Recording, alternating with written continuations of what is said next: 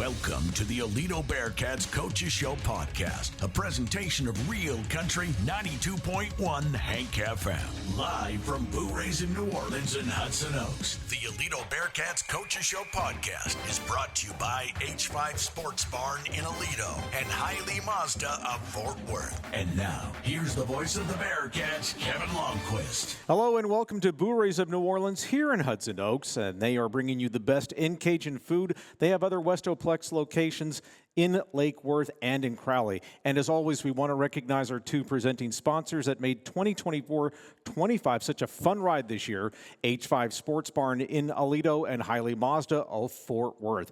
This is the final podcast of the Aledo Coaches Show for the 2024-25 season. Pretty good way to go out because it is time to celebrate a baseball state championship. Think we have a great show to wrap this one up too. A magnificent, impressive, and might I add, dominant postseason run by the Bearcats.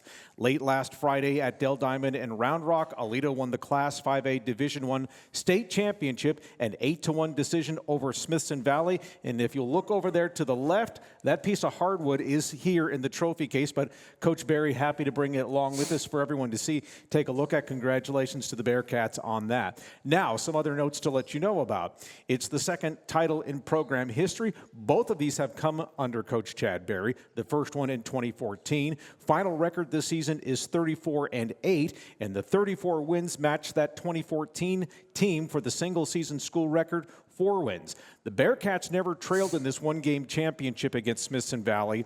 They scored in 5 of their 7 at-bats, broke it open in the late innings. Huge defense in the middle of the game that turned things in their favor, and we'll talk about that here in just a little bit. The Rock, Lucas Naraki, was the game's MVP. He went 4 for 4 with 2 RBIs. Catcher Brennan Evans also with 2 RBIs. Starting pitcher off to my left, Devin Miller, delivered his promise to his teammates to do it again. He went the distance in all 6 of his postseason starts.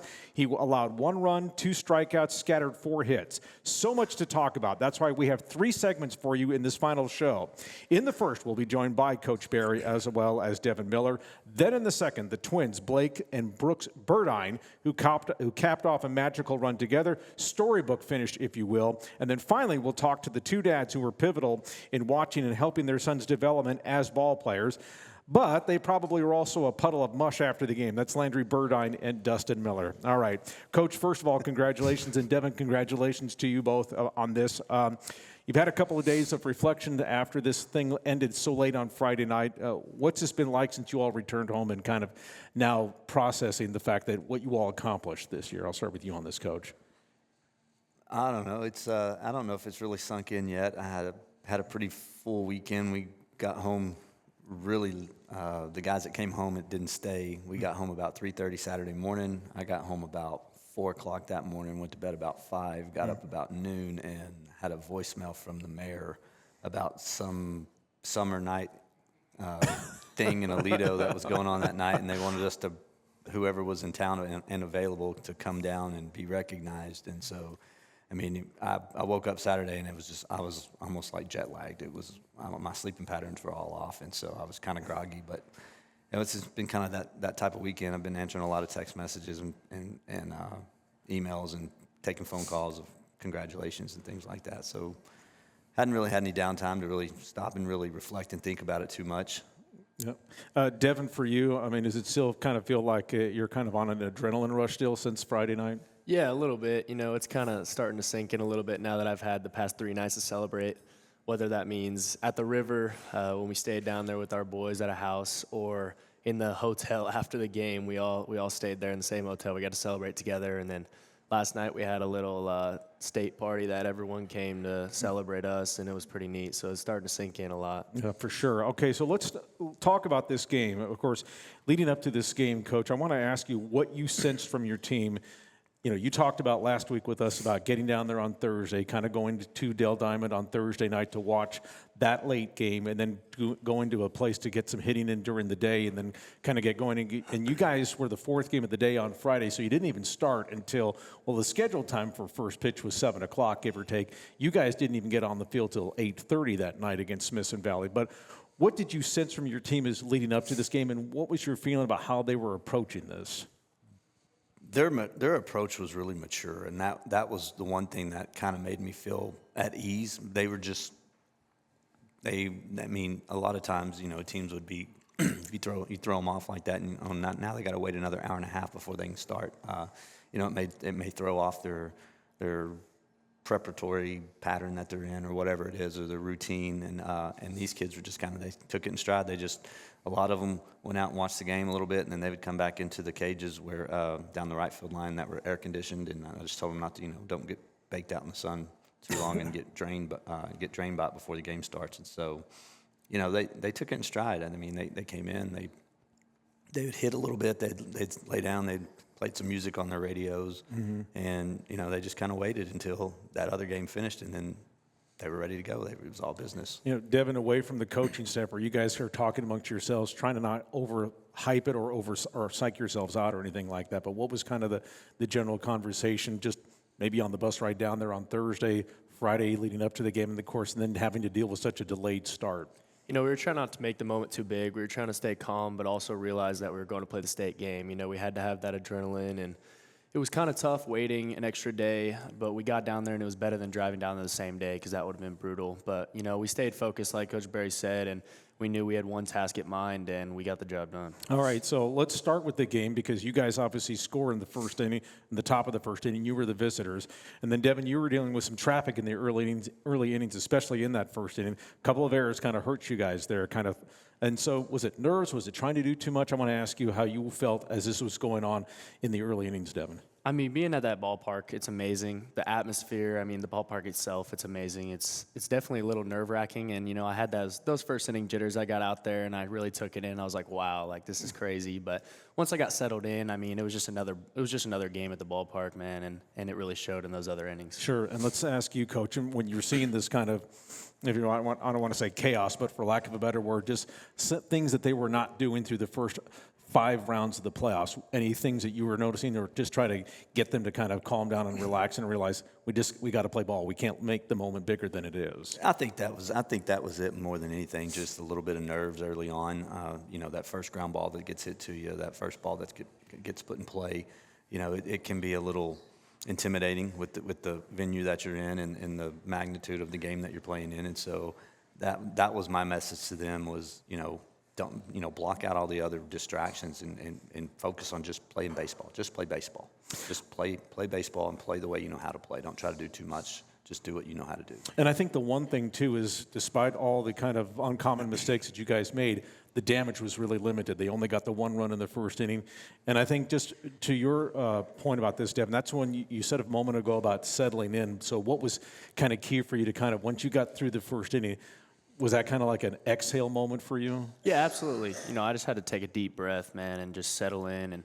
And I ended up focusing on different things and doing little things different than I did in the past, just to make sure that I wasn't overhyping the moment at all, and it ended up working out.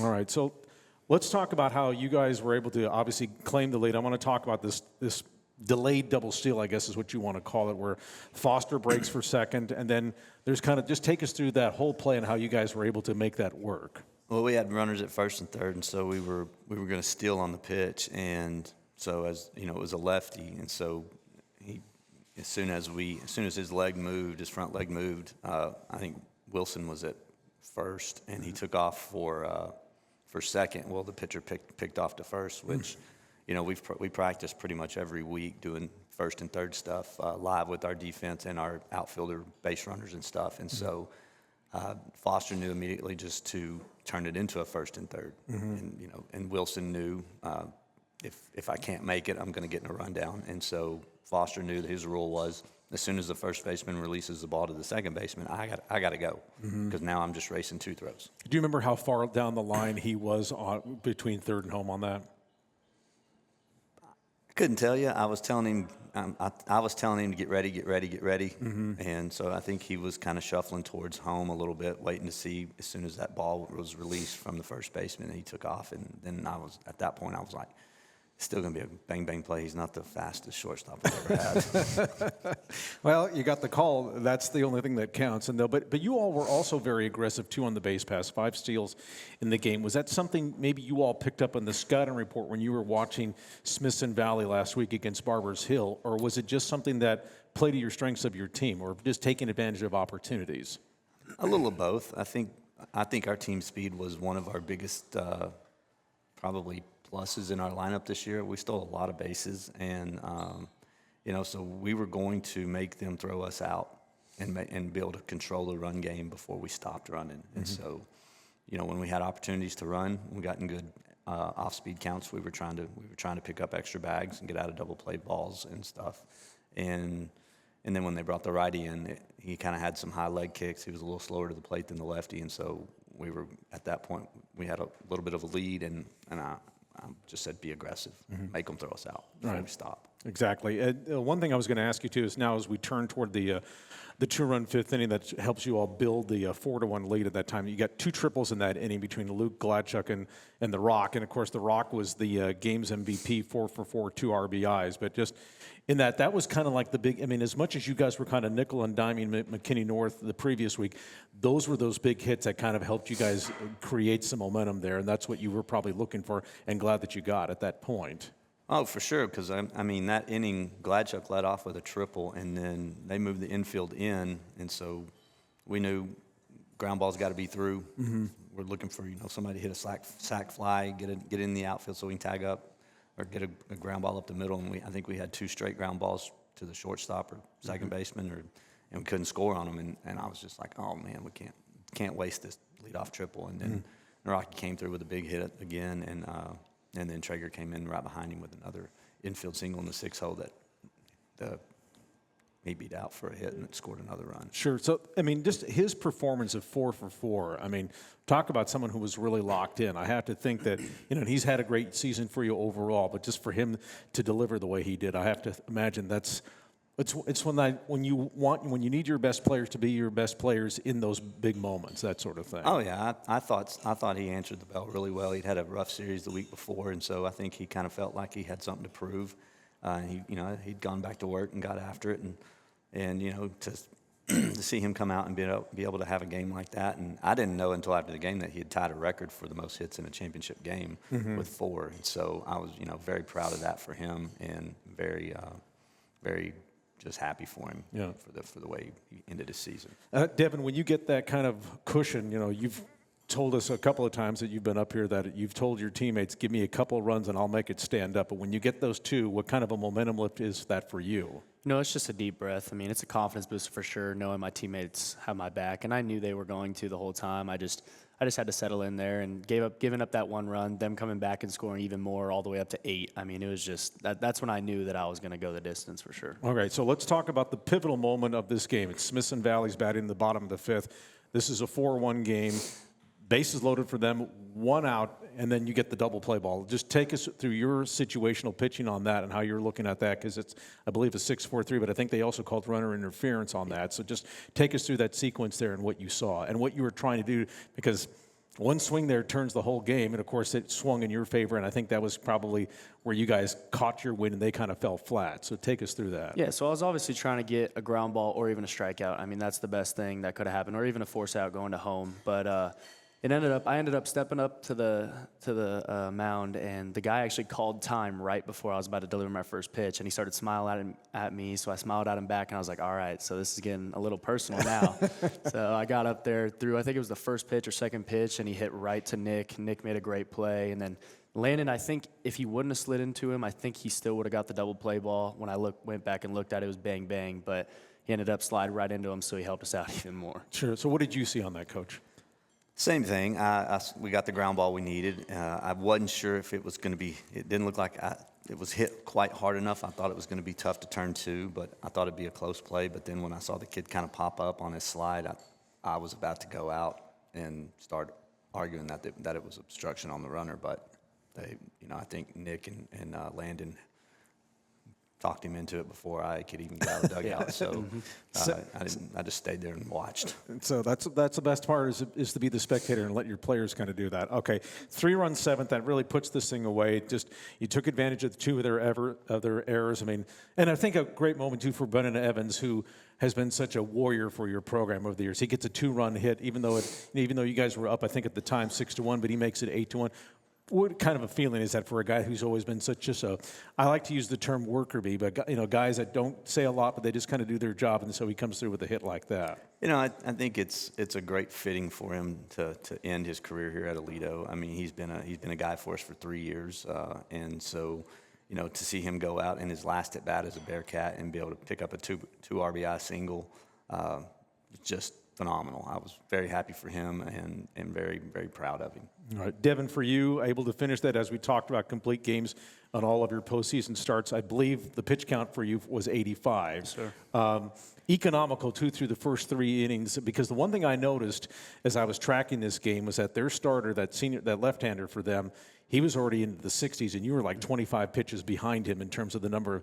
So economical was really your forte there. So you're going out there to pitch the bottom of the 7th inning, kind of controlling your emotions. You have the leadoff walk to start that guy doesn't mean anything, though, let's face it. But just kind of like, just locking in with Brennan. I was speaking of him, and was it just like it was in February when you were trying to pitch the bottom of the 7th inning on that, just to finish off the game? Or what was that like going through that bottom of the 7th? Like I said earlier, I was just trying to keep it the same as always, just one pitch at a time, throwing strikes, doing my job. And I went out there. Obviously, I had it in my mind that we were 3 outs away from winning the state championship. So I was really excited, but also a little nervous that I had the ball still. And I went out there, obviously had the 4-pitch walk, but then I was like, okay, got a guy on. I really have to lock in now and go do my job, get these 3 outs so we can actually celebrate after. Okay, and then the ground ball to short to end it for Foster's play. Just talk about the emotions that this team felt when it came like it's over. And it was a bang-bang play at first, too. Yeah, absolutely. I got a little nervous when it got hit because it was a little jam shot, but Nick's a great shortstop. He always makes those plays for me, and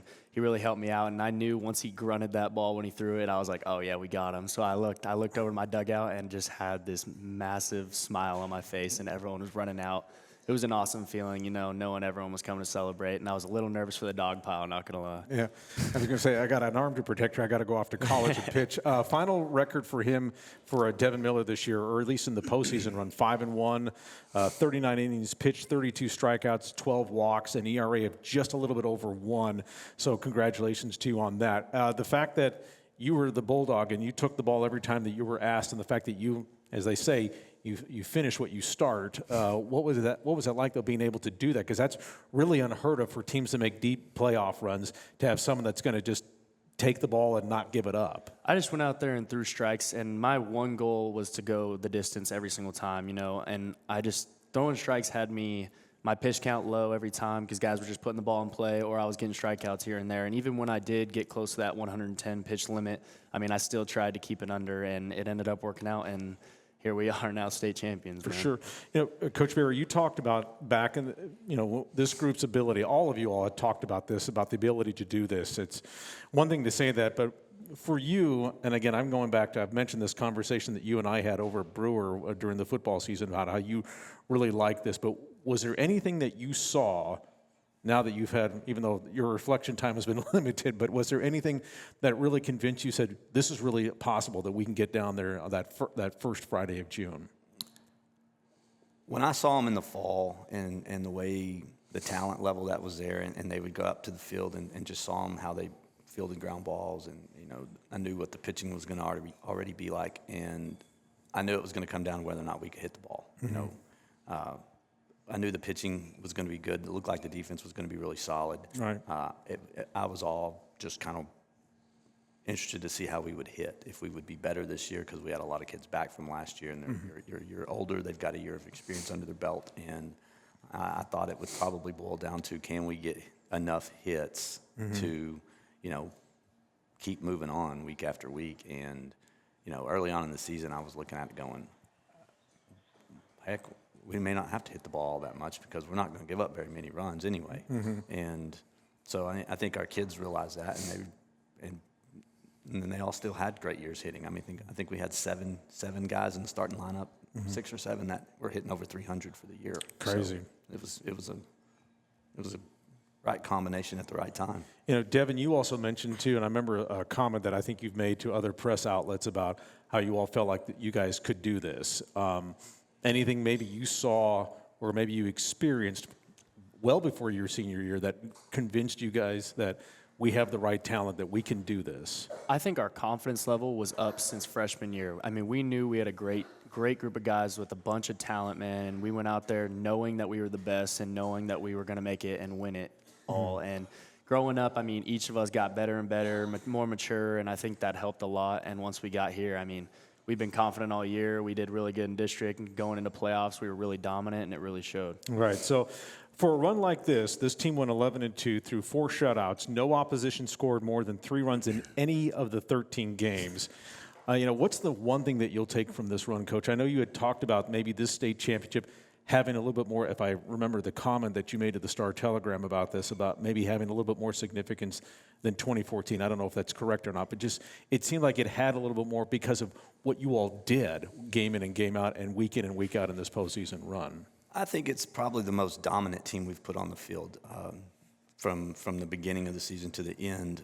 They've pretty much been pretty consistent all year long. The bats haven't always been the best, but the pitching and the defense has been pretty steady all year long. And there's a handful of games where we gave up more than 2 or 3 runs, and so the expectations on them were high from the word go.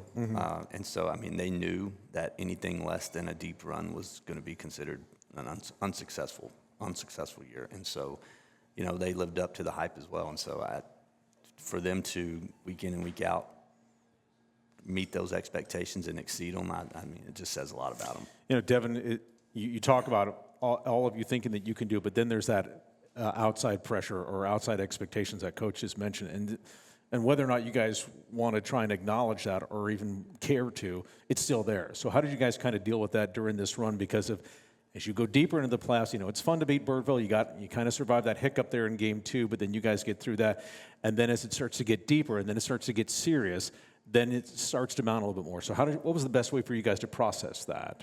We kind of silenced out everyone else besides us, man. We play for each other and not ourselves, and I think that really showed on the field and off. I mean, we grow up, we're family. We grew up together. We played ball when we were little, and I think that really helped knowing that this season was for each other, and we put all of our effort into it, and it ended up working out. Yeah, for sure. Okay, so Coach, I know because you all just wrapped up the season, they had to hold the District 5-5A All-District team.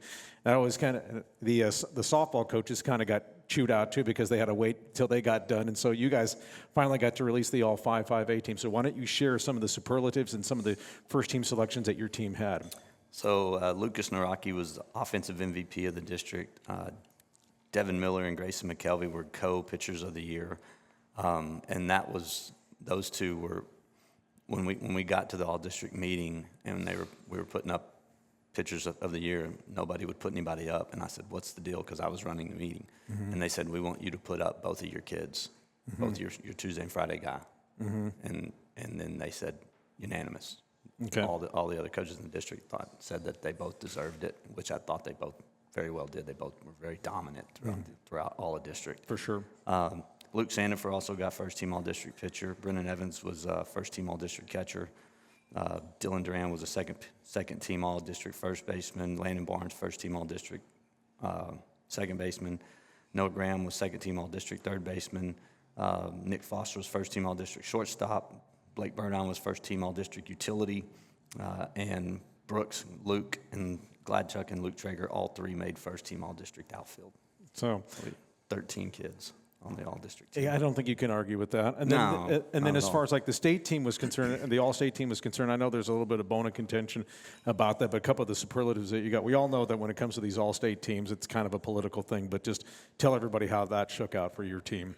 Devin Miller was first-team first-team all-state pitcher, and Lucas Naraki got third-team all-state DH, and I felt like we got snubbed. Yeah, well, and I think the unusual thing is that your game MVP is your third team all DH, but that's okay. Okay, so as we wrap this up with you two gentlemen here, summer plans, because you finally get to breathe a little bit. I mean, I know for you, Devin, obviously I remember you saying last week that you purposely didn't make any summer plans until you guys were actually done because you felt like you were going to be playing this weekend. So now what do we do before we head off to Southern California? We just got to stay in the weight room. Got to get bigger and focus on the next chapter. And clearly, I'm a little thin right now, but my coaches want me definitely bigger so I can get that velo up a little bit and be more consistent. All right, and then for you, Coach, you got a chance to get out of town and just kind of after. Well, I think next week. Baseball camp next week, so I'm working on that right now. Okay. I'm starting to tackle that chore right now. But all after right, that, well, then yeah. No rest for the wicked, right? And so, but at the same time, though, for you guys.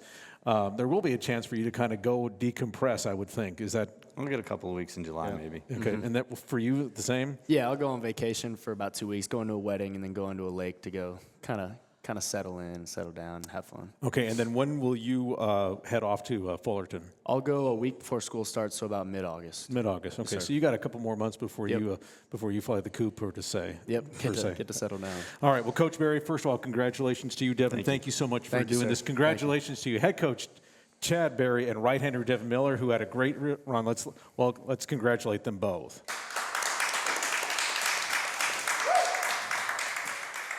And we want to remind you that this podcast is brought to you by H5 Sports Barn. H5 Sports Barn and I Physio and Performance can help unlock your athletic potential and elevate your game like the Aledo Bearcats. With expert sports physical therapy, tailored recovery plans, and top-notch sports performance training, H5 Sports Barn, proud supporters of the Aledo Bearcats.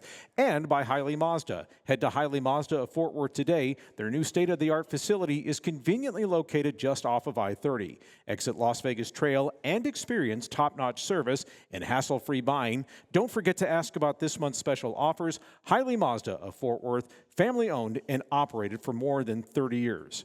Stick around. Second segment of a 3-segment podcast coming up. We're going to be hearing from the Burdine twins, Blake and Brooks. Stick around. Podcast continues after this timeout. Welcome back here to Blue Rays of New Orleans here in Hudson Oaks. Second segment of the final Aledo Coaches Show podcast. And let's give you the final Aledo notables as we will share with you how all of the sports for Aledo did during the 2024-25 athletic season. Of course, baseball winning the state championship. Girls cross country finished second in the Class 5A. Softball and volleyball each finished with bronze medals, meaning that they each got to the state semifinals. Football team got to the state quarterfinals. In golf, had one girl make the individual state qualifier tournament. Both soccer teams, boys and girls, won the district championships. Girls basketball team got to the regional semifinals. The boys basketball team won their first ever district championship. The swimming and diving teams, they had 8 state qualifiers. In the spring tennis season, they had one individual state qualifier. Track and field, there were 5 events, but 7 students who qualified for the state track meet. In wrestling, they had an individual alternate for the state meet. In boys powerlifting, they had 3 state qualifiers. In girls powerlifting, they had 2 state qualifiers, and one had the highest finish ever in Aledo history. Other than that, Aledo did nothing during the athletic season, so congratulations. Again, a wonderful athletic season. Of course, they have the motto of growing greatness, and I think we just kind of listed off to you as to what it is that they did. Pleased to be joined now by the twins, Blake and Brooks Burdine. Of course, Blake is the third baseman. Brooks is the center fielder. Well, not anymore because their eligibility is up, but first of all, gentlemen, congratulations to you both.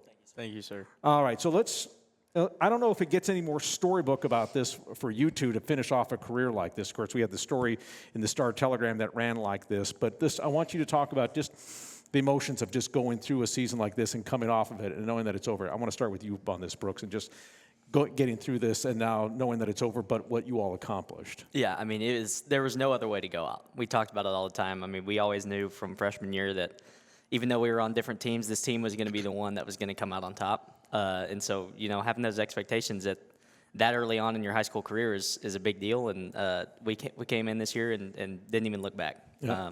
And doing it with Blake was just definitely the most special thing that I've ever experienced. And it was also motivation for us, too, and just, pushed us to be more competitive and work harder each and every day. And, we came out on top. So. All right. Blake, what about for you? I'm just super grateful. It was always the goal from playing catch when we were little kids with catcher's gear that was bigger than me to, winning a state championship. It was just the goal was to play together as long as possible, and that's what we did. We played the very last game of the very last game in 5A, and we won. And So it's just super special, and I'm super grateful. And to do it with Brooks, and honestly, all my best friends. Like, I grew up with everybody on the team. We were all buds. It was super special. Okay, same question that I'm asking you two that I just asked Devin in the first segment about. Was there a moment maybe in the postseason or maybe during the season or maybe even back in January where you all felt like we can absolutely do this? Can you pinpoint anything that you can say, this is where I feel like we've got this great opportunity? I'll start with you on this, Blake. So I had a little extra motivation because we didn't win in football. But, I mean, like I said, we've grown up with these kids. We've always kind of known this is the group that has a legit shot. All we got to do is just focus on the main task at hand. And that was the biggest thing, was we just had to stay within ourselves. And we did that all throughout the season. And, I mean, it just hard work pays off. If you put your head down and you set a goal and you do everything in your power to achieve it, you're gonna achieve that goal. And then what about for you, Brooks? Yeah, Kevin, you actually asked me last time what the impact of like the early tournaments were when we went and we played Pearland and we went and played Flower Mound. Glad I remembered that because I didn't. So. I think there was a gut check moment when we played those two teams. Right. We walked in there and we were like, I think we can hang close with them, and we did. And then when we did hang close with them, I think we were like, well, we should probably beat them both. So I think that was the biggest gut check for us. And after that game, I saw what our team was really capable of. And, I mean, obviously, one of the most potent playoff runs that we've probably ever seen in this school's history. So just so proud of these guys and what we've been through. And the most impressive thing to me was that we never wavered. Like, we lost a big one against Birdville. They brought out their guy on the mound. They beat us with him. We had our guy on the mound, Devin Miller, who'd been, I mean, obviously pitcher of the year, should have won all-state, whatever, MVP, and we lost. And so I think that was a gut check for us. And then Colleyville Heritage losing game one, Birdville, Grayson went down, and we had a tough time coming out of that one. And then they put their dude on the mound the next day, and we beat him. So I think those just the consistency and the ability to rebound after those games was just the most impressive thing I saw. It's kind of like, it's not so much about, as they say about adversity, it's not what happens when it hits, but it's how you respond to it. And, of course, 3 elimination games in the playoffs, of course, Birdville, and then you have to have 2 against Colleyville Heritage, and you go 3-0, and that's why that's sitting off to your left over there. Let's talk about leading up to last Friday against Smithson Valley. Was that an emotional week for both of you? Because you two are looking at each other going, this is it. We're not playing together anymore because we're going to be heading in different directions. One's going south, the other one's going north here. But what was that like for you guys? Or was it a challenge trying to compartmentalize everything? I'll start with you on this, Blake. I mean, I would say it didn't really hit until after the game. The leading up the week before the game, it was just preparation. Like, that was the goal. We wanted to win state, and we were going to do everything in our power to do it. And so practice that week, we were just extra locked in. Even with all the outside stuff like interviews, stuff like that, we just had to focus on the main task at hand. And then after the game, I'm pretty sure there was a video of me getting sniped out there, bawling, crying, hugging Brooks. So it was definitely emotional after the game. Just all the memories from the backyard, just growing up with Brooks, all those kind of hit me after the game. But honestly, the preparation leading up to the game, I wasn't focused on the emotions of it at all. Okay, what about for you, Brooks? Yeah, I mean, very, very similar. I think what helped was the preparation during the weeks before these big series, these big games in the playoffs was exactly the same each and every day. We did the same thing on Monday, same thing on Tuesday, same thing on Wednesday, same thing on Thursday before the game, and that's what really helped me just be able to stay in the moment and just be prepared for each week in and week out, each of those playoff series. So I think, just being able to have that consistency and doing the same thing every week helped me kind of keep my emotions in check. But, yeah, I mean, certainly after the game was when it really hit. And obviously got 10 days left, so we're just trying to spend as much time as we can together. And now it's going good. I was going to say the emotions of it kind of remind me of the image of Coco when she won the French Open. You're so locked in doing your job, and then when it's over and you find out you win, it's like a whole rush of emotions. Is that similar for both of you? Absolutely, yeah. It's very similar to, you see it a lot. Like Masters this year, Rory McIlroy was dialed in as he could get in the playoff hole in the 18th, and then as soon as he made the putt, he just broke down. And I think that's how it goes for a lot of people, and it's a sign that you're dialed in. You've been dialed in the whole time. Sure. Okay, so let's talk a little bit about this game. Your perspective at the start, a little rocky to get things going. They got some traffic in the first inning. Devin's got to try and work through it. There's some errors that you guys are having to deal with too. So the first inning is not clean. And again, we talk about the adversity angle here. It's not what happens, but it's how you respond to it. So the fact that you guys got through that first inning, allowing only one run, what kind of signal did that send to you? I'll start with you on this, Blake. It was definitely just the little jitters everybody had. That was such a cool stadium and the atmosphere.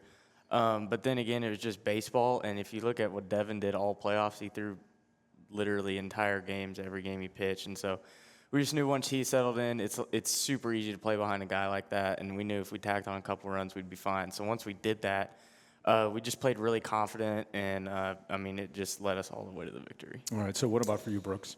So after they scored that first run in the first inning, because we scored one and then they hit us in the mouth, they were on a high, and we got right back in the dugout. We were dialed in. We had our guys on deck ready to go, and I knew after that we were gonna come back and hit them in the mouth, and that was gonna be it. So that was big time for us. Okay, so you guys get the double steal, you get the run to take the 2-1 lead there, then you guys get the big fifth inning. But this kind of felt like the way you guys offensively were going in this game, from me tracking it and listening to here and there, that it kind of had the same feeling, you can correct me on this, as the North Crowley series, kind of moving some runners over, moving some runners in, and then, of course, the fifth inning hits with the two triples there. Is that how you guys kind of saw it? We had a little bit of North Crowley early, and then we kind of had an explosion in the second half of the game. How did you see that, Brooks? Yeah, it was very similar. It's a little different when you go in. You have to change your mindset a little bit when it's just one game. It's the last game you can play. So I think honestly the mindset for everybody was just go out there and leave it all on the field. And we knew we had to execute in the big moments, or else we were gonna not have that trophy sitting to our left right now. So that's what we went out and did. And stud pitcher on the mound. Our defense has been locked down all year, so we just came out and believed in that, and it worked out for us. Okay, so I want to ask you about the bottom of the fifth inning here, Blake. As far as again, we talked to a coach and Devin about this, but as far as like you're seeing this 6-4-3 with the runner interference that adds to that double play to get out of that inning, what kind of an emotional lift was that for that dugout, and how do you think it impacted Smithson Valley from a body language standpoint in their approach going into the sixth? It was huge. I just handed them a big momentum boost I didn't let that ball go foul. I picked it up so they got an extra base, and they were on a high, and then that dude clearly slid into Landon. Me and Nick were going crazy, screaming at the umpires, things we shouldn't have said. Yeah. And then they made the call, and it was like they just hit a complete wall. And we knew. I think after that play, that was the moment in the game where I was like, all right, this is in the bag. We got it. Let's go tack a couple more runs on, and then we're gonna bring home a state championship. And one thing I wanted to bring up with you, because we talked about this last week with Coach Barry and Devin about your individual career at Aledo High School, because two-time state football champion. You were at the UIL state track meet in 2024, a member of the 4x4 relay team, and then of course what happens on Friday. I don't know if blessed, fortunate, or are the words to use. Those are the only ones that I can find to describe what you've experienced in your career. Can you reflect on that, because you've been on the grand stage here to be able to have that kind of opportunity? What's that meant to you? I mean, it's just awesome. Growing up in a place like Aledo, sports are kind of everything, and I just you don't see it nowadays. Kids play multiple sports, and I would encourage the younger group of kids, just if you like it, if the sports are fun, then keep playing them as long as you can. That's why I played them, is because they were fun. And so just getting to compete at state in all three different sports, it was super awesome, and to do it with all my friends. I'm friends with guys on the track team, guys on the football team. It's super awesome, and it's just something not a lot of kids get to do, and so I'm super grateful for it. It was an awesome run. All right, for Brooks, for you, of course, being the captain of the outfield, you get the RBI triple in the sixth inning. Great memory. Just take us through that bat, and just what's that mean? You not only you get a base hit in the state championship game, but you get an RBI that builds to that lead that helps win the state championship. What was that like for you? It was amazing. Coach Barry called me into his office, I think after our last district game, and he's like, hey, I'm going to be moving you down in the order. I didn't have the best ending to district, and I was like, just whatever we need to do to help the team win, and I knew that was going to mean a lot more fastballs for me, and so when I stepped up, they had their number one reliever on, and I knew he was going to start me off with a fastball inside, and I couldn't put it over the wall, but it was close. That was the most exhilarating experience of my baseball career so far, and I got to salute my teammates at the end of it, which was even more fun. And that was just a small puzzle piece in a line of a lot and a big puzzle. So in that game specifically. So, but yeah, it was just an incredible experience. Well, you know what they say, home runs are great, but triples are the most exciting play in baseball. So you can say that. So I think this team had 3 triples in that game too. As well. I also want to say he hit that off the top of the wall and right with the wind blowing directly in from right field. Nobody on the team has that kind of pop. So that's a home run any other swing. All right, we'll go with that then. All right, I want to ask you a little bit about the story that appeared in the Star Telegram last week leading up to that when you were talking to Charles Baggerly about this relationship, and then of course I'm sure this has been clipped and it's been clipped out and it's going to be saved forever, right, Landry? Okay. All right, that's what I figured as much. And so I would have done that anyway with my kids. But having that opportunity to share that story for people who don't know this team, what was it like to share that story and just talk about what relationships and what siblings really mean to each other? And let's talk about it, not so much on the field, but off the field, what that relationship is like. Yeah, I mean, it's an incredibly unique relationship that Blake and I have. We've grown up doing everything together. From playing in the backyard to, hanging out with the same friends. We each have the same friends, and so just growing up doing everything with each other has been incredibly unique, and we're incredibly grateful for it. And even though we're about to part ways for a little bit of our lives, distance isn't going to affect us at all. So we're just excited for it, excited for the new opportunities and new challenges for the both of us, and we trust in God's plan for us and what He has. And so we're just incredibly grateful for the relationship that we've been able to develop, and for our parents fostering that and our friends fostering that. And Charles was awesome with the interview, and I was glad that we could share that with the Fort Worth community, and just because of how unique me and Blake have it and how lucky we are to have each other. And then for you, Blake, just speak to that. Yeah, I think I just agree with what Brooks said. God bless us with a built-in best friend from the start, and it's super awesome and unique, and I'm just super grateful. It's gonna be rough these first couple months after we split ways, but like after college, it's not the end of our relationship. We're gonna be right back to being best buds after, and it was so motivating throughout the childhood just to be better, keep up with the other one, and so it's just awesome having a best friend like that. I think when you two were here, I think back in April, I shared the story of my daughters that are 15 months apart, and that they just and quick talk about that relationship here years later. My Razorback is 25; she'll be 26. I'm really getting old, but anyway, she'll be 26 in a couple of weeks, and my youngest is 24. We'll be 25 in September, and they're both teachers, and they both finished up. And my daughter, I call her my Crimson Tide. She's the younger one, but she just went up to Fayetteville to spend 10 days with her sister like that. And so I can expect that to happen for you two, that you'll just hang out for each other. Like those summers will be like that. And if it's as good as what you're telling me, what I think, how I compare with my daughters, it's something you'll have a lot to look forward to for the rest of your lives. Finally here, let's talk a little bit about just the plans. Of course, Blake, you're heading off to Trinity down in San Antonio to play football. And, of course, Brooks, you're getting up to go to the Colorado Springs to the United States Air Force Academy. And, again, thank you for your service for doing that. But let's just talk about those plans, how things will be mapped up this summer before you guys split. One goes north, the other one goes south. Yeah, quick turnaround for me. I have 10 days before I'm heading out to Colorado. So did a little conditioning this morning, trying to get, as ready as possible. But, I'm prepared and excited for what God has in store for me. And I think the Air Force Academy is a great place for me, just futuristic, looking into the future. And my time there, I get to play Division I baseball as well. So I'm super excited. And then, Blake, for you, about your plans on getting ready to go down to San Antonio. So I'm just working out right now. I think I'm going to get a job soon, try and make some money before college. But for now, it's just train and just enjoy time with Brooks before he goes, and then enjoy time with my family before I have to leave. It's going to be a really fun summer. We're not going to be just bombarded with baseball tournaments every weekend, so that's a first. But, I'm excited to spend these last couple weeks with Brooks. We're going up to Colorado a little bit early. We're going to fly fish a little bit, kind of ease into it, so that'll be super fun. A river runs through it, right? And exactly. Again, gentlemen, I've really enjoyed visiting with you. Of course, the one thing I'll mention, too, about Blake real quickly is the fact that the weekend after Aledo lost to Denton Geyer in the state quarterfinals in football, he was the only guy from the team that came and stood there and took the punishment of trying to reflect upon that state quarterfinal. So it's only fitting that we bring him back for actually enjoying something that they accomplished. But again, Brooks, Blake, thank you both very much, and we wish you nothing but the best at the Air Force Academy and at Trinity University down in San Antonio. Let's hear it for these two young men. Thank you, sir.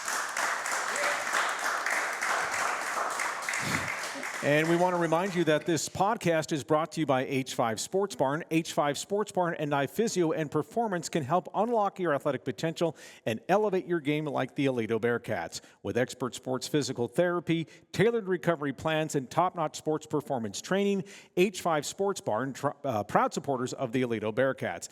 And by Hiley Mazda. Head to Hiley Mazda of Fort Worth today. Their new state-of-the-art facility is conveniently located just off of I-30. Exit Las Vegas Trail and experience top-notch service and hassle-free buying. And don't forget to ask about this month's special offers. Hiley Mazda of Fort Worth, family-owned and operated for over 30 years. Okay, we're putting the dads on the spot in this third segment. Stick around. The podcast continues right after this timeout.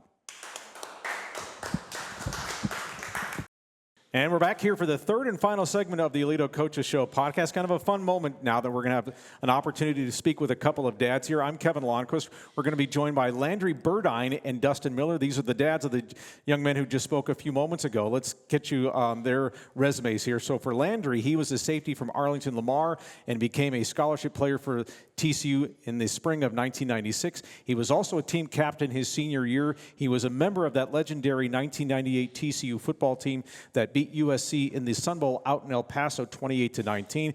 And of course, Landry, well, he's now on sabbatical now as the analyst for TCU football on the radio. He's going to go watch his boys for the next 4 years, and then he'll come back and do that. And so, Dustin Miller, of course, he was a phenomenal right-handed pitcher at Cal State Fullerton. He had a career record there of 21-3. His career ERA was 3.23. He was a freshman All-American in 2003 for that team that made a College World Series appearance. He was also a member of the 2006 College World Series team. He was also a member of the 2004 team that won it all back, I should say, in 2004. And, of course, he was a member of the, what are we calling them now, the Los Angeles Angels of Anaheim?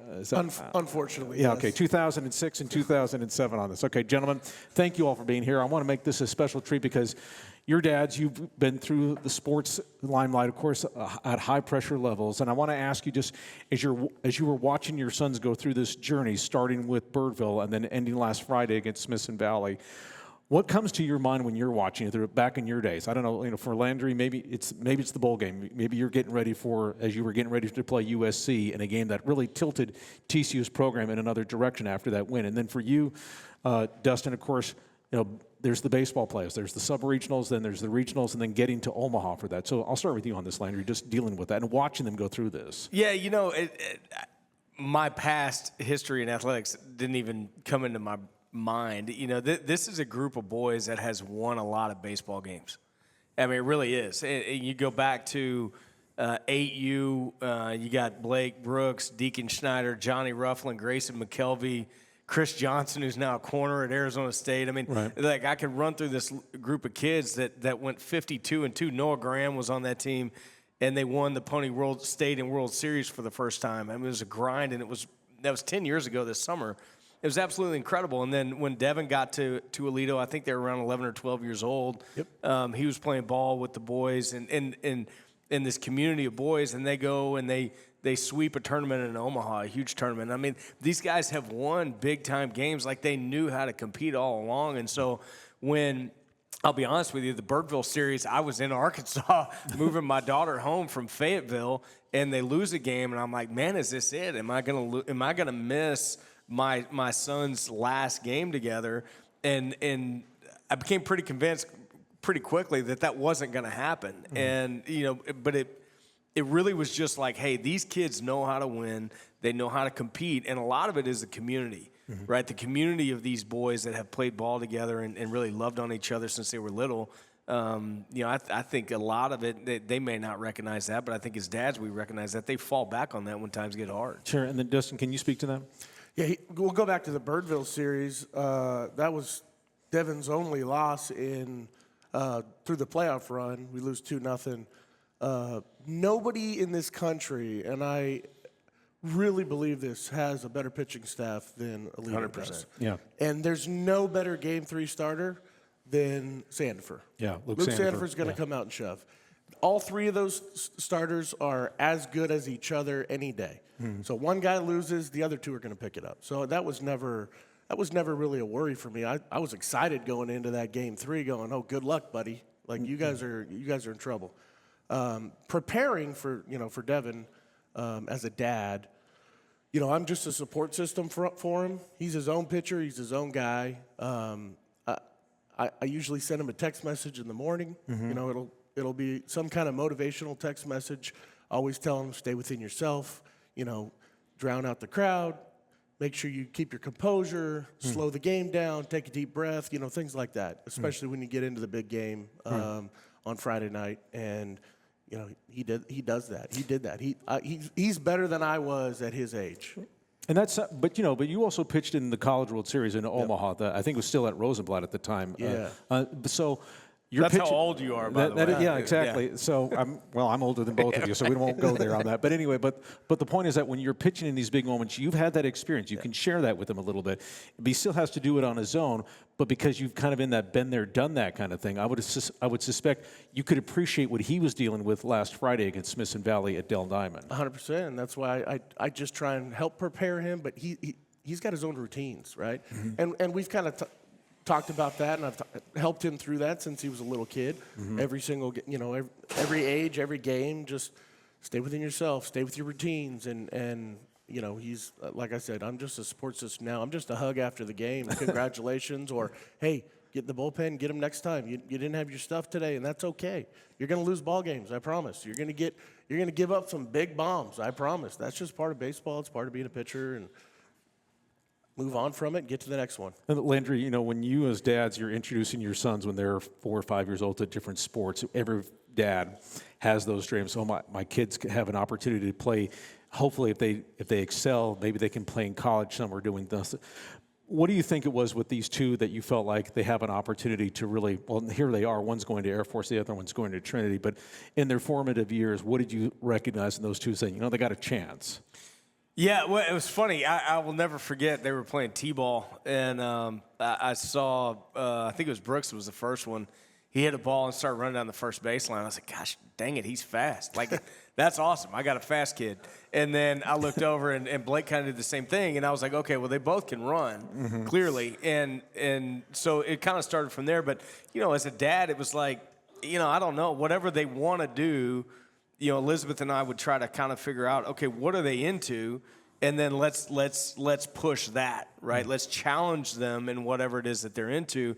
And it was pretty clear early on that it was athletics. It was anything with a ball. It was, they wanted to play, they wanted to compete. And that was the thing for me. And I think when Dustin and I coached these boys, which we did together for a while, it wasn't results-based. It was, I want to see what your effort is. I want to see how you compete. And at the end of the day, if you check those two boxes, we're good. You can lose, you can play bad, you could do whatever, but as long as you compete, we're good. And so that was kind of how I raised my sons was you're going to do it in a respectful manner. You're gonna stand up when a woman enters the room. You're gonna address your coach eye to eye. Those little things. But at the end of the day, if you compete, we're good. Right? We're going to go have popsicles at the end of the game. We're going to, whatever it may be, we're going to go have some fun. And the other thing that we try to do, and I know Dustin did this too, man, you celebrate the victories. Like, you celebrate it. Like, when they do something well, whatever it is, and I'm not saying like a winning a game necessarily, although we did that. Sure. But you celebrate when they have a victory, whether it's in school or whether it's a friendship or whatever it was. And so we encourage that. So we made that a big deal.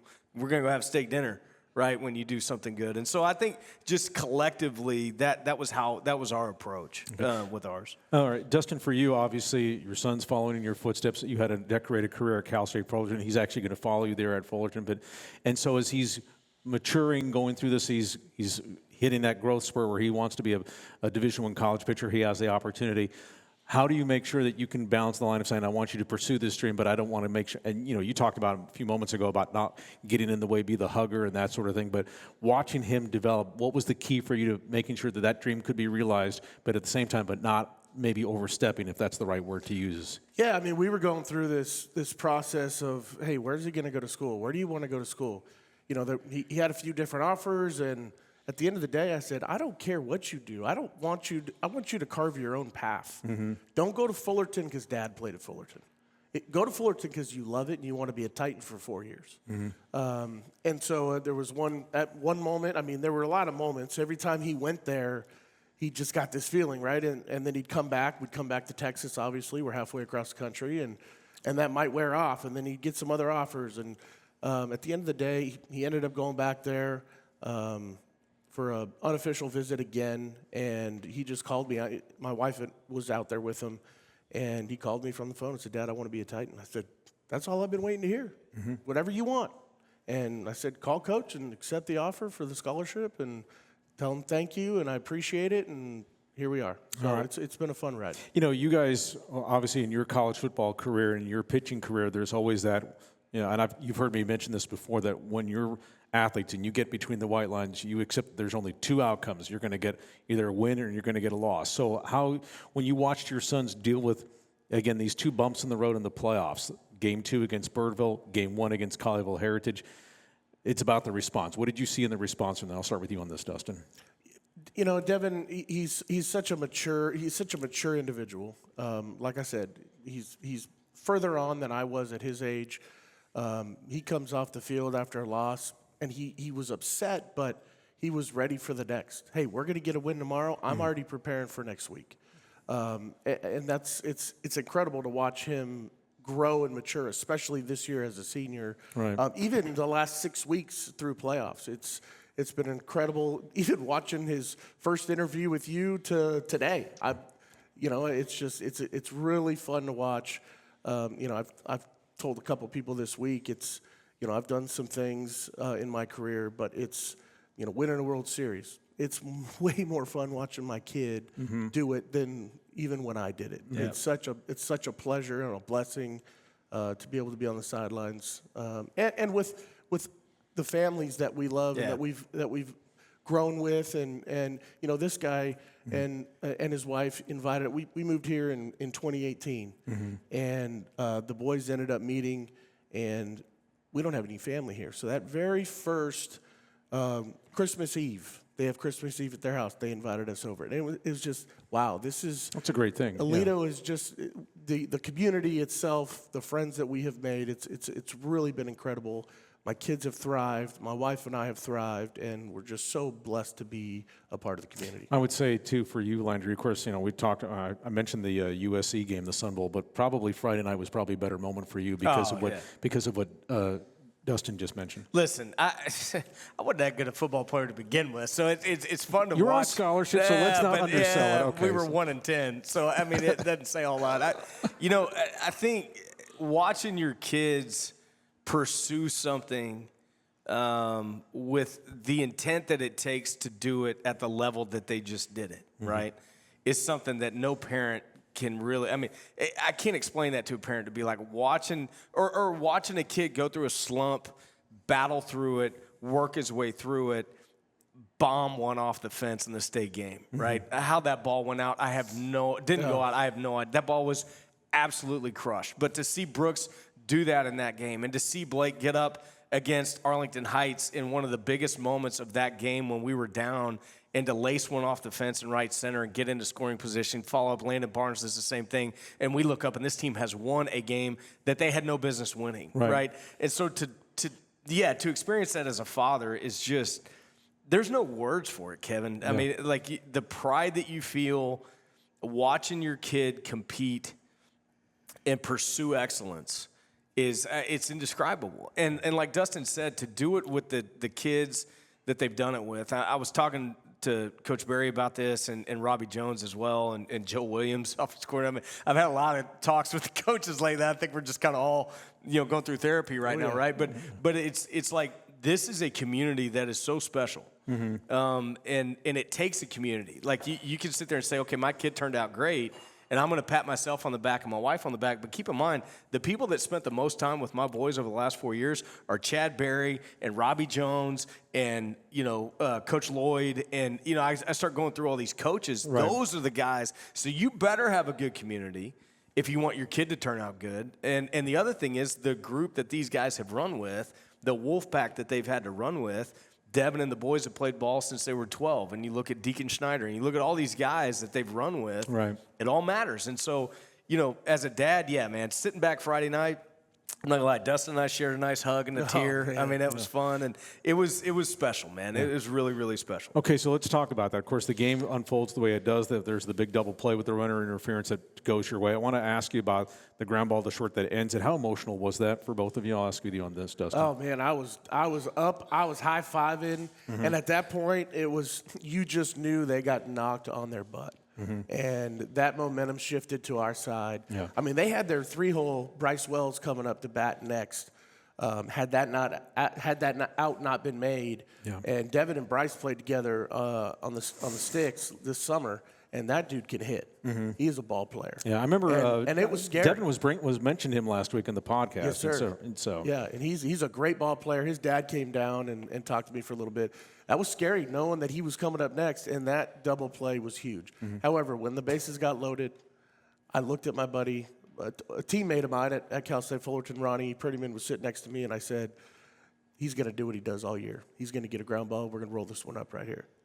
I have that confidence in him because he's a strike thrower. He pitches the contact like he talked about last week, and but that double play, man, that was absolutely huge, and it was pretty.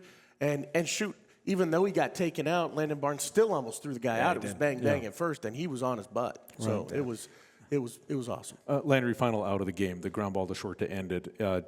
Is it a rush of emotions? There's the finality too that this is the last time I'm going to see my boys compete at this level before they go off. And Dustin, I'll ask you that as well. But just what was that like? Just knowing that there was all kind of like everything that we've gone through for 4 years all of a sudden now ends suddenly right here on this ground ball to short. 4 years, heck, Kevin, you're talking like I'm talking high school. You're talking 12 years, really. But right. you know, it was leading up to it. I think having a lead was good. You know, just like emotionally, getting up 8-1 was good because you could kind of feel it coming. Because I got to be honest with you, my man Dev's not going to give up an 8-1 lead. I was worried because Chad had guys working in the bullpen. I'm like, what are we doing? No, put the big guy out and let him finish it. But he did. He did a good job. So, right. No, we were.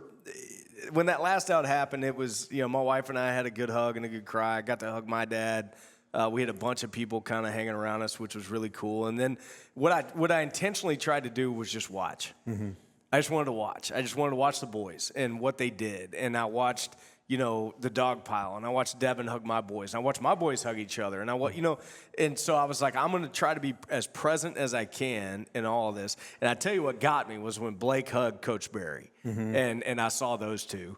And yeah, that got me. Yeah. And I'm not going to talk about it anymore because it'll get me again. So What's the line? I'm not crying. No, you're I'm crying. Right? Okay, I'm crying all the time. You can ask Dustin. I cry all the time. I almost started this podcast with a caveat saying, if we cry, don't judge us. Yeah, no, it's going to happen. I think the last time I coached these boys, before we turned them over to somebody else, I cried. So, it was just one of those things, man. It was just what I was overwhelmed with was gratitude. And it was gratitude for the Lord providing this for these kids, and selfishly for mine, right? I mean, I'm just like, that's their last game ever to play. But I got to watch them play catch one more time. Yeah. I got to watch them do that, and what a better way to go out than the last possible game that you could ever play together. Right. Like, I'd have been pissed if they'd have lost to Heritage and we're doing that circus again, right? I mean, the fact that they got to do this and that's how they ended it, I'm good. Okay, what about for you, Dustin? Oh man, it was an emotional. I mean, I was screaming. I was high-fiving. I grabbed my wife, gave her a kiss. You picked Elizabeth up. I did. When we went up top, I gave her a giant hug and picked her up. Yeah. It's emotional. We've been playing with the Burdines for years, and these guys are great friends, and we're great friends. And it was surreal to watch my kid do that. I did that. I didn't get to do it in high school. We had a good team, but we weren't that good. But I got to do that in college, and like I said, it was way more fun watching him do it than what I did. Now, if you ask my wife, she definitely was a little bit more emotional than I was. She hates the fact that he's going halfway across the country, right? And she's going to lose him for 4 years, or who knows? He might go on to the next level. For me, I'm elated that I get to go watch him play at the next level. Yeah. The flight miles and the hotel miles are going to be racked up. We're going to be going to watch him at Fullerton, And I'm excited about that. It's not over. And we're blessed that our boys get to do that. Sure. Because that's what they love to do. And my favorite thing in the world is to watch my two kids compete. Because that's what they love to do. So for me, it wasn't it was emotional when I gave him a hug because I'm proud of him. But it wasn't emotional because it's over. Because it's not. Yeah, well said. Final question for you two gentlemen here is this. What will be the memory that each of you will take from watching them, maybe at the start of their careers at Aledo to the end? It doesn't have to be Friday's game. Maybe it is. But what if there's anything that you can point to that says this really stands out about what our relationship and just watching him play at the highest level? I'll start with you on this, Landry.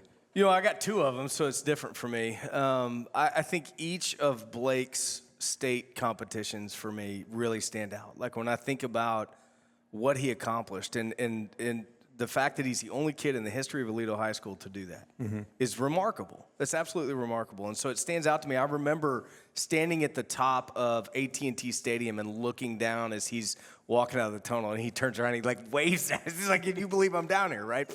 For a state championship. And then I remember the state track meet was completely insane. It was probably the coolest sporting event I think I've ever been to. Yeah. And then, and then Friday. And so for me, those things stand out for him. And for Brooks, the things that stand out are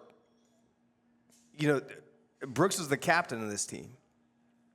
That stands out to me, right? And even through struggles, and baseball is a hard game to play, that he remained steadfast and continued to lead and continued to battle. And I would argue had a hell of a playoff run because of that. And so when I remember that. I remember the work and the effort versus the moment, right? I don't know if that makes sense, but I remember, when he's struggling, he's like, hey, let's go hit. Okay, well, he could have not done that, right? He could have said, I don't feel like doing this today. No, it was the exact opposite. And so I remember him calling me and saying, hey, meet me at the field. Right, that's what I'll remember. Yeah. Those kind of things. I mean, obviously, I remember the state title run, and that's impactful. But as a father, you remember the journey and the lessons learned and those kinds of things, I think. What about for you, Dustin? In my son's career at Aledo, there was one moment where I think it was a pivotal moment for him, and that was last year going into district. He was a reliever, and Saunders was going to be a starter, and Saunders got scratched. And so Devin went in his position on Friday night, and I think he had like 10 strikeouts, no runs, went complete game. And the next week, I think he went up to Coach Berry and says, so who's starting this week? And he said, who do you think? Yeah, right. And then he just continued that all the way through, and obviously the state championship and all the work that, and again, it's not just in high school. I mean, starting as a little kid, watching him, I mean, he, at 2 years old, he's sitting in his high chair throwing all he did was throw a ball or throw something. And might have been throwing his spaghetti off the dang high chair. He just threw. And I was coaching at that time. I had retired a month before he was born, and he basically lived at the baseball field with me. And that was his favorite thing to do, and I think it still is, and I hope it continues to be until the game tells them that it's over, and there's gonna be a time for that, and there's another life after that, and I've learned that the hard way. It was a tough time for me when I transitioned from baseball to real life. Like, oh shoot, what do I do now? But I think we've helped prepare him for that baseball's not number one, and it was for me.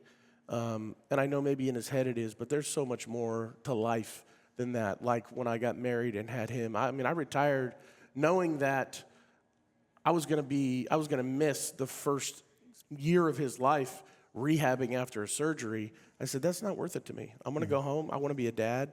And best decision I ever made was to just hang him up. Yeah, I think, for me too, watching these boys do this together, this community of boys that have been around each other for so long, they talk about it like, hey, we knew. These guys, that was the one thing that I think we did right, is these guys played travel baseball together as a community.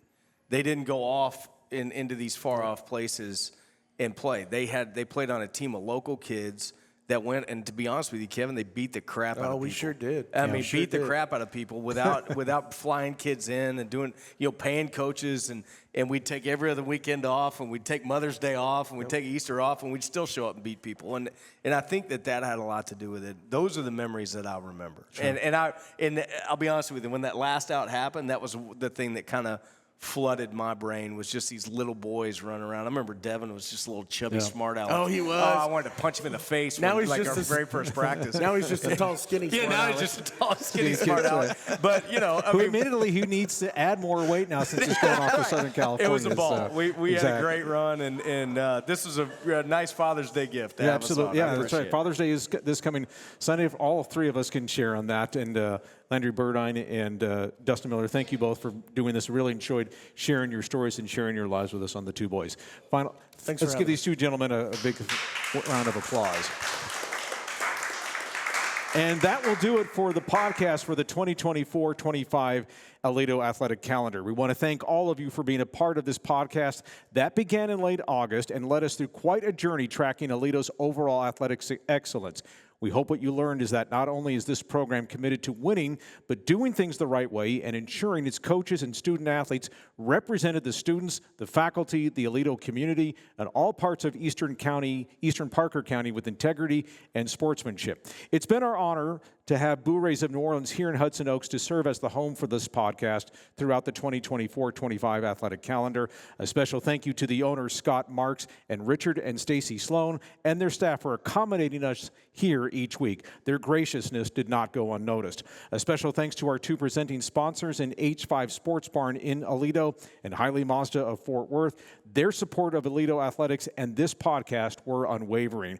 Also thanks to my engineer, Brian Torres, who is the reason this podcast was made possible, and to the Hank FM promotion staff for their tireless efforts to promote it. Now it's time for summer, a chance to rest up and prepare for what's next. Aledo's competition season begins in early August when volleyball, cross country, and team tennis all get it started.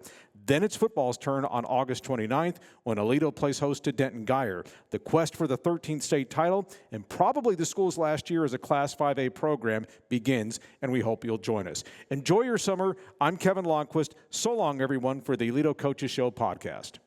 Thanks for listening to the Aledo Coaches Show podcast, brought to you by H5 Sports Barn in Aledo and Hiley Mazda of Fort Worth. With the voice of the Bearcats, Kevin Lonnquist. Please like and subscribe to this podcast and tell a friend. You're also welcome to join us every Monday night at 7 for Blue Rays of New Orleans in Hudson Oaks. It's the Aledo Coaches Show podcast, a presentation of Real Country 92.1 Hank FM.